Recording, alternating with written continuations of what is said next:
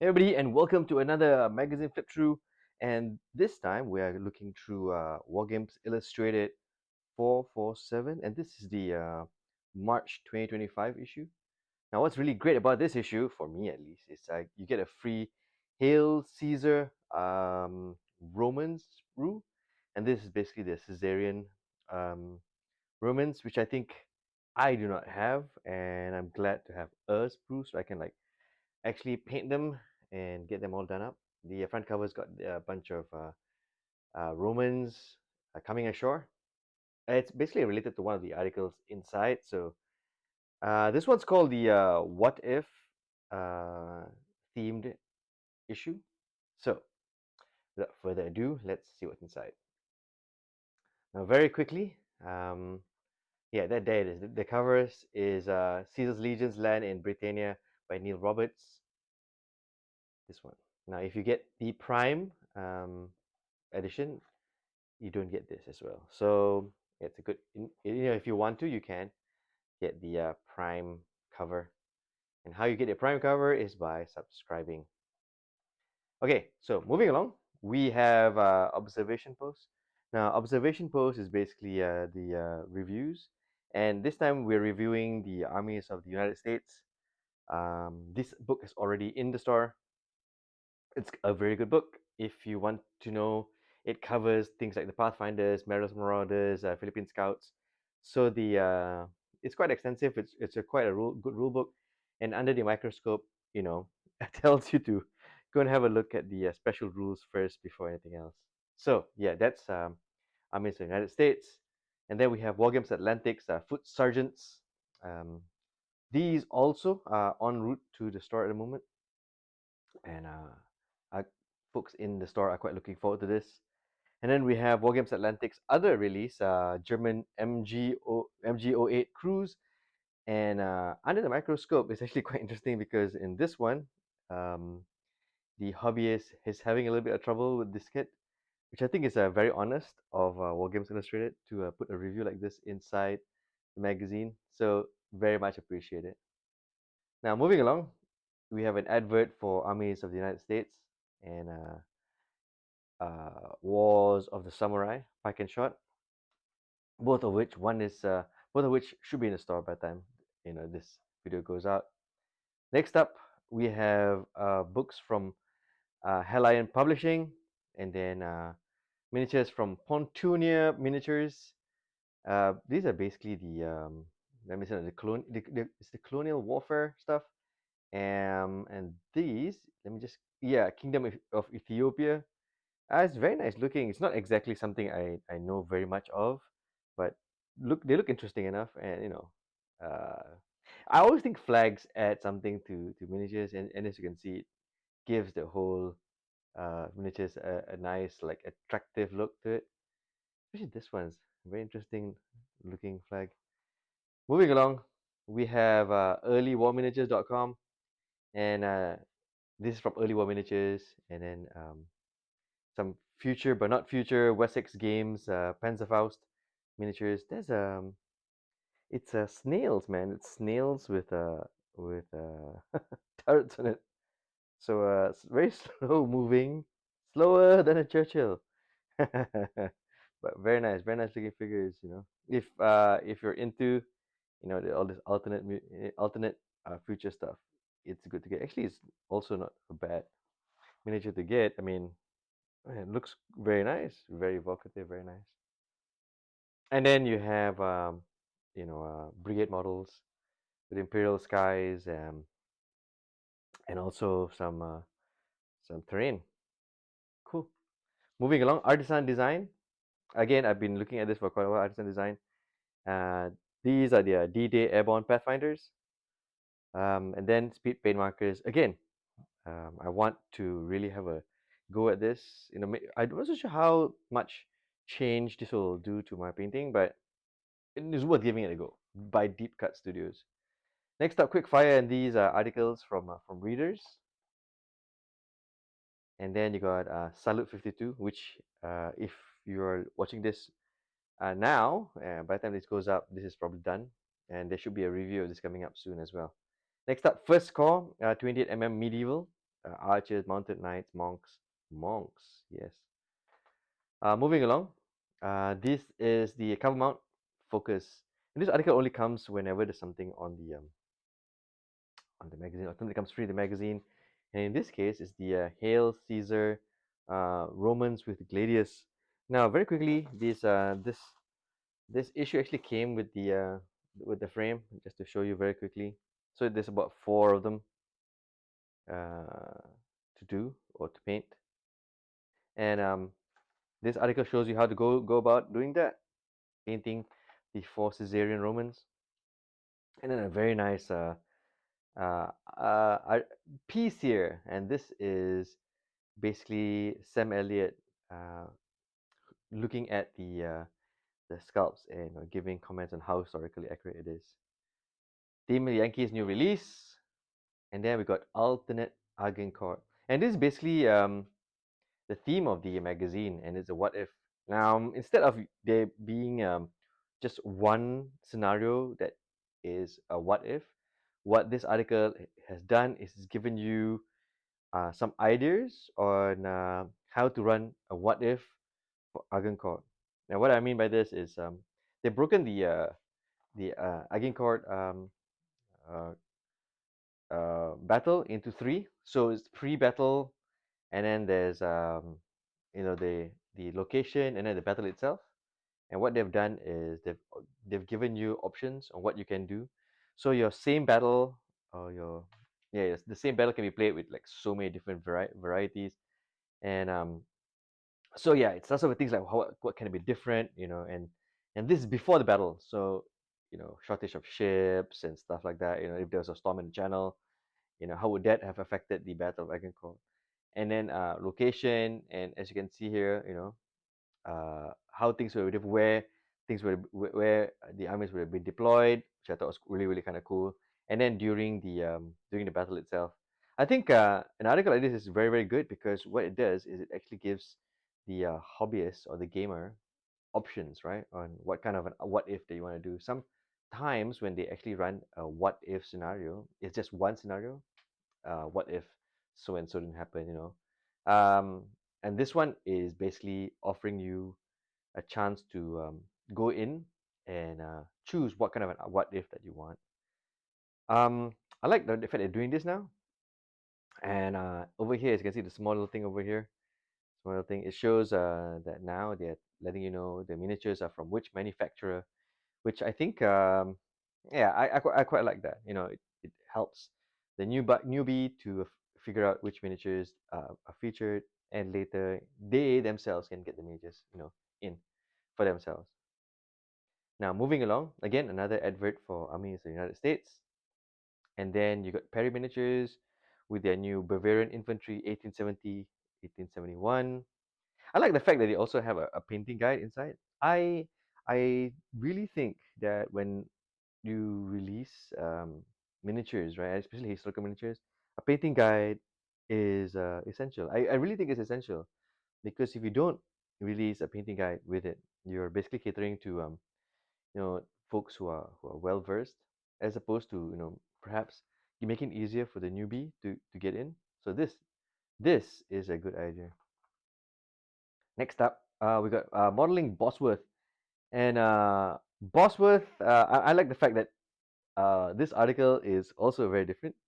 Why? Because the Battle of Bosworth has captured the imagination of this gamer, and what he's done is this whole article is basically him um, envisioning Bosworth through Vinay's and his painting, which I think is great, because Vinay's or painting miniatures is definitely a huge part of the hobby. And as you can see over here, he's drawn inspiration from different artworks like Challenge in the Mist, and he's done his own version of it, right?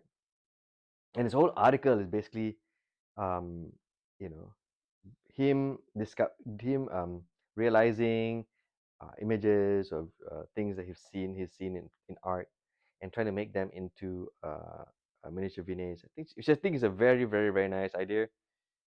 If you're in a place where you don't have any gamers, this could be how you get into the hobby, um, by just being an art enthusiast, right? And trying to recreate your art. it also helps that there's a there's a little bit of a a painting guide here as well. But very nice, very nice. A nice way of writing an article, taking artwork and reproducing them in miniature. Very nice. Moving along, the cultural experience. Uh, the Waterloo 210th anniversary. It's been 210 years since Waterloo, and that's in 24th of June to 1st of July. So if you want, you can actually attend. Maybe this is definitely in my bucket list of things I want to attend. Next up, Heinz figures. As I always say, I need to check these guys out. And next up is Victory at Victoria. Now, what this article is basically one of the gamers, in this case, Karim von Overmeyer, has just moved house. Has brought some friends over to play, and Victoria is actually, I think, one of the last battles in the peninsula. And as you can see, it's a huge table and very nicely done table as well. He's also brought added the briefings so you too can enjoy the game as well. And it's got stratagems in here. Yeah, stratagems in historical wargaming definitely adds a little bit of variety to the game. Next up, Victrix, Greeks and Persians. These are the new Victrix stuff. And then Rubicon. Rubicon is actually has quite a following here at the store, and it's for folks who want to do war games figures, but also want that complexity of having a scale model build. I mean, most of the normal war games miniatures are about 5 pieces, 6 pieces to put together, a turret, a hull, tracks and stuff like that. But these ones are like maybe 50, 60 pieces you have to put together. The thing is very nice, and it's at 156 scale, great for your wargaming.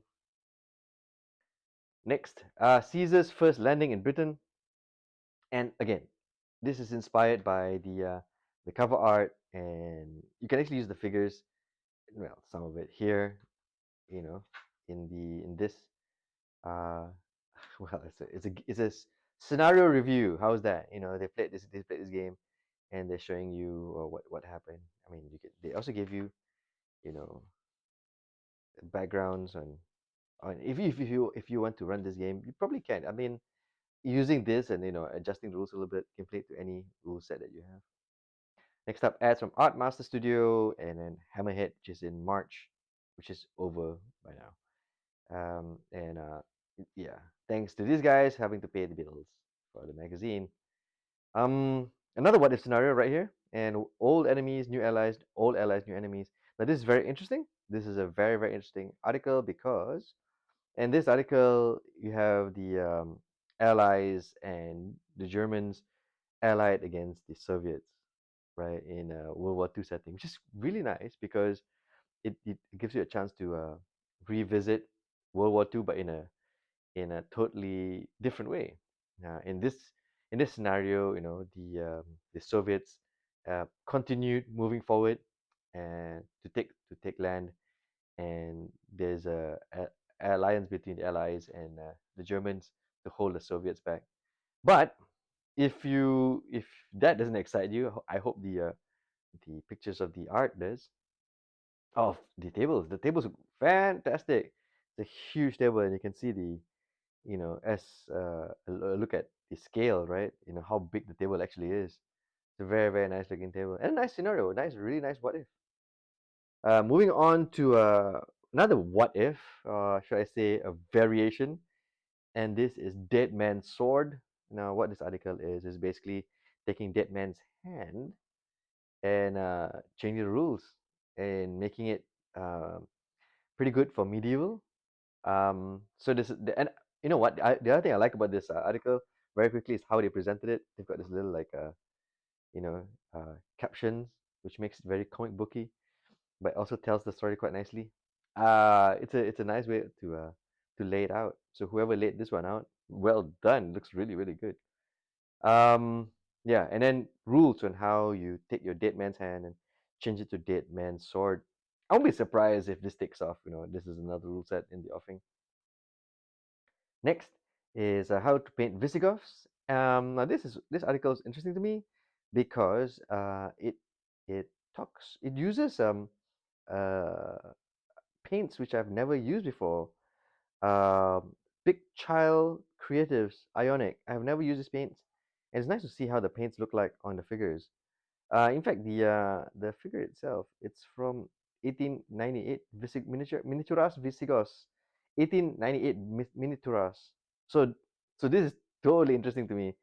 It's paints I've never seen before on a figure from a company I do not know at all anything about. But very nice. It's painting guide. Of course, you can use the same painting guide for whatever else you're painting because it's it's a painting guide. It's not a painting rule. Moving along, and this is the Wargames Illustrated Awards 2024, and let's have a look at them very quick. So congratulations to Victrix who took Best Miniature Manufacturer, and yes, makes sense over the last year. A lot of good releases from Victrix. In fact, Victrix have also acquired Little Big Man Studio, and now the really nice decals from Little Big Man are part of their catalog, which is fantastic. But this awards for their miniatures, and yeah, well done. Um, Midgard, who that's got a lot of talk at the store, have won best new war games rules, which I thought was, I'm not so sure is well deserved because I haven't played Midgard yet. I've been wanting to, but so that's best war games rules 2024 in Midgard, and then war games accessories went to Sarissa Precision. I like Sarissa Precision. There's a reason why it's called precision. The kits are really nice to build, and they're really they don't require anything else. Just break them off this frame, and then you can actually build them quite nicely, and they fit very snugly. Yeah, Sarissa. And then we have best war games show and event, and this one went to Salute 51. I didn't review this, so I'm looking forward to review Salute 52. Apparently, there's a a toss up between Adepticon and Salute, and just two different kinds of conventions, if you ask me. And I'm looking forward to do the review for Salute 52 because you can actually see the big difference between the both of the conventions. So congratulations to the team at Salute 51 for winning Best Show and Event 2024. Next up, Best Customer Service went to Warlord Games, and I agree. They've got one of the best customer service, even from the retailer point of view. We um, we do a lot of work with uh, Warlord Games, and they've been nothing but great when it comes to customer service. So congratulations, well deserved. And then best new range of miniatures, and this one goes to Warlord Games' Epic Hail Caesar, which yeah, have actually epic anything. I think I have at least one frame of everything released by Warlord Games when it comes to epic, and the figures are nice. Everything from their very first American Civil War to their latest, ancients. Very well done, and congratulations to John.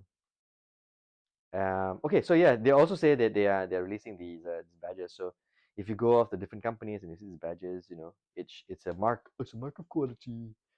Moving along, they've got Hobby Hero, and this is the new award that they're giving out, and this is from Martin Brook, and he's from Seventh Son, the YouTube channel. Now, if you haven't been to Seven Sun, go and head there. A lot of guys in my store actually head there for their wargaming news. I do as well. And I think he also does a Plastic Crack podcast. So yeah, it's a well deserved, definitely well deserved. Now moving along, we've got Cold Wars 2025, then the Midgard Heroic Battles by North Star. Again, I must get this. And then Wings at War, Swords of God. Uh, this is from Helion and Company. Colonel Bills, Athena Miniatures, Mardav Miniatures, um, Overlord Gaming in Oxfordshire. Oh, okay. I think this is what is this? Convention? Okay, I'm not so sure. And then Giants in Miniature, the Wargames Illustrated miniature range. And then Battle Lost and Won, Marston Morn, 1994. Is this a rule set? I'm not so sure. I think it is. Bill Hooks Games and Accessories, Gunfighters Ball, Skytrax Miniatures, Head Bunny. All these folks actually help pay for the bills, so I always like to acknowledge them. Dream Home as Scenics, and the splendid scenery. Then we have Wargames Atlantic's Quar Clash of the Rifles. And this is their core range, and then at the back, Gripping Beast takes the back cover again with front rank figurines. So that's basically the issue. Wargames Illustrated 447.